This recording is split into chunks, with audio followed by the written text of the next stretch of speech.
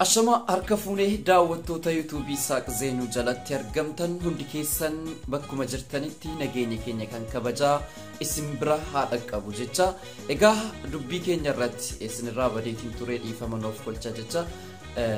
Taaddalaa Gammachuu Gudduni godhe osoo gara biraatti yaannu osoo shakkinu osoo muuziqaan kun maal ta'a jennu nama shaniin eegnee nama shantamaan eegnee 500 ta'e nutti dhufe yeroo ammaa kana keessatti xiqqoosi warri biyya keessa jiran weellistoota jedhi xiqqoosi ammus warri hangafummaan irra jiru jedhi warri biizinasa keessa jiran jedhi xiqqoosi ni shawwadamu maaliin shawwadamu biizinasa keessa jiru waan ta'eefi akka fedha jaraa dubbachuu danda'anii gara Oromoo goranii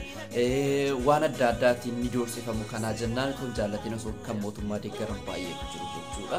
Egaa silumaan Taaddalaa Gammachuu nama dinqisiifatu nama fakkeenya addaa gura keessaa isa tokkodha. Taaddee Gammachuu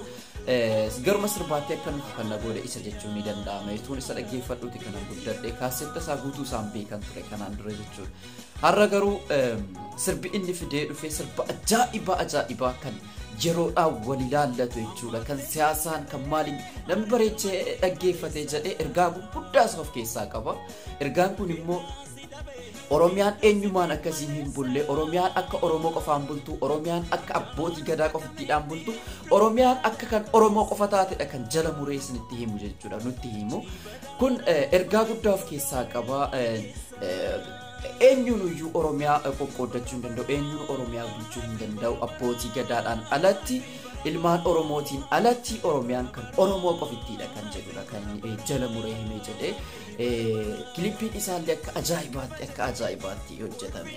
Oromiyaa bareechite akka ati keessatti amma fakkeenyaa nuti biyya Oromaa jirra miti Oromiyaa yaanne sana filee guutummaan guututti nutti agarsiise jechuudha. Bakka bishaan bal'aa dirree bal'aa loowwan faradoo bakkee bal'aa tulluu mukkeen adda addaa kan fidee laga haroo kan fidee nutti agarsiisudha jechuudha. Taaddalaa Gammachuu silumaa nama jabaadha. Weellisaa jabaadhaaf weellisaa ulfaataa weellisaa Oromoo keessaa staandaardii isaa eeggate jechuudha. Warra abashoota kan caalamu jechuudha. Taaddalaa Gammachuu baay'ee kan namatti tolu kan seeftii isaa eeggate seeftii uummata Oromoo eeguudha Taaddee Gammachuu. Kanumaan dura sirboottan inni baasaa ture jechuudha. Sirboottan siyaasaa yeroo mallaseen jirtu sanafaa yaadan mallaseetu jedhu sirboonni isaa hundi isaati kan siyaasaati amma fakkeenya margi margu seetee margi margaa barriin darbu seetee barriin darbaa margi kaloo margu seetee margi kaloo barriin darbu seetee obsi bal'oo lafti Oromiyaa uruuf jeechee farda yaabbadhu jeechee farda yaabbadhu ani si nafuu naannoof meetaa ina gaggaafadhu goromsi burree naa dhalu naannaan goromsaati unanna Callisi dubbina bultu barada barreedu banna yookaan achee yaa goota koo yookaan achee akka citaa mana gubbaatti naffanne yookaan aleen yaa goota koo yookaan aleechis akka yartuun nama ofitti qabanne loltuu shimalaan lixanii yoo ta'uu dide qawwee bitanii. Shimala malen kabadu wasi male nama birana abdatu Shimala malen kabadu asi male nama birana abdatu Shimala malen kabadu asi male nama birana abdatu asi male nama birana abdatu adu nama guba ya waleetu adu biyya Orma ya waleetu sila baribana waleetu yarturu bakun ya waleetu Nofacha tikosi utaaluu naqabeetti jira waan ta'eef funyaan kiyya duudee jira garaa keessaa baasee dubbachuu hin dandeenye sirbuu hin dandeenye sirboottan akkasii of keessaa qaba fakkeenya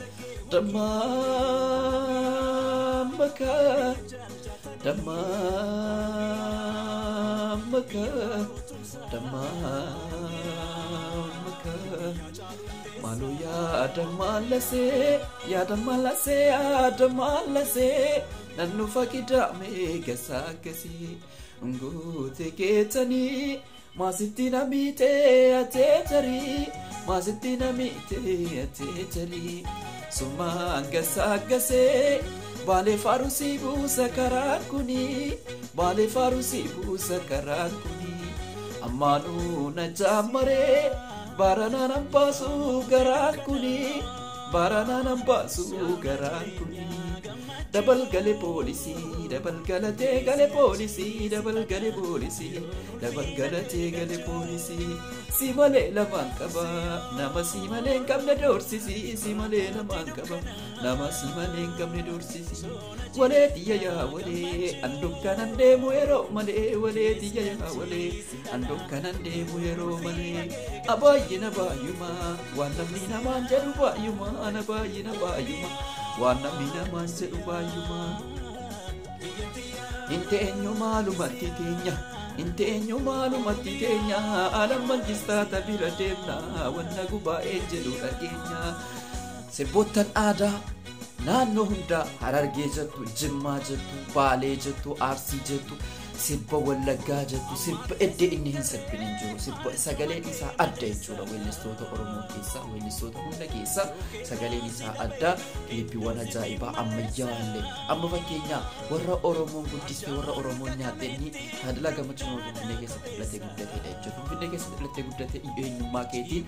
turtee jiraachuun baay'ee hin rakkisa akka Finfinnee keessatti dhalatee guddatanii fakkeenyaa Abbushinaa fudhanna Abbush jechuun nama Oromoo harkatti dhalate nama sirna abbaa gadaa jalatti guddatee abbootii gadaa harkatti dhalatee guddateedha nama Oromoo nyaachiste Oromoon guddifteedha jechuudha yeroo ammaa Oromoo akkas ajjeefamtu kana keessa mootummaa kanaaf miidiyaa irratti fedhee yeroo hunda bo'aa kun Oromoo bakka Oromoyaan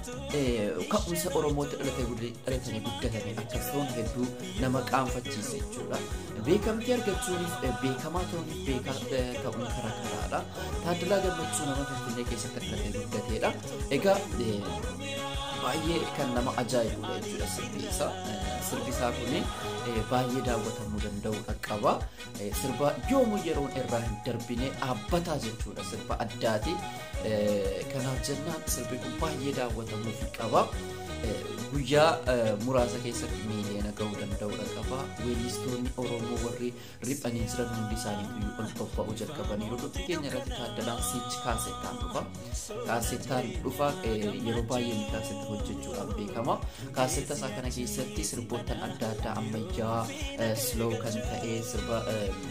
qabbanaawaa ammayyaawaa aadaa waa hunda isaaf keessatti qabatee dhufa jechuudha kanaa jennaan Taadalaa Gammachuu abdiidhaan eegaa jirra sirbi isaa kunimmoo bareechamee daawwatamuu danda'uu qaba warri miidiyaa adda addaa qabdan reakshinii irratti hojjedha akkasumas ammoo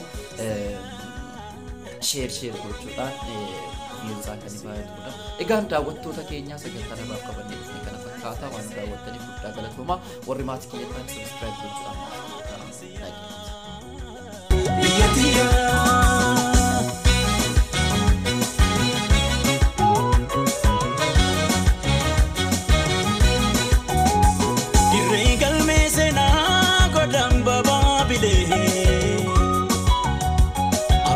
Africanota wirtu malka gurrale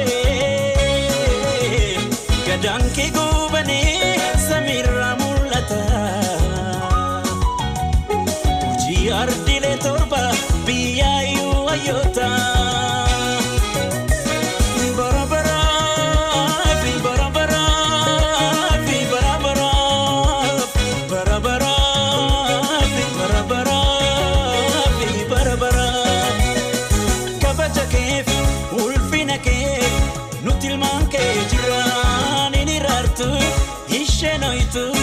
Sichilman ke jira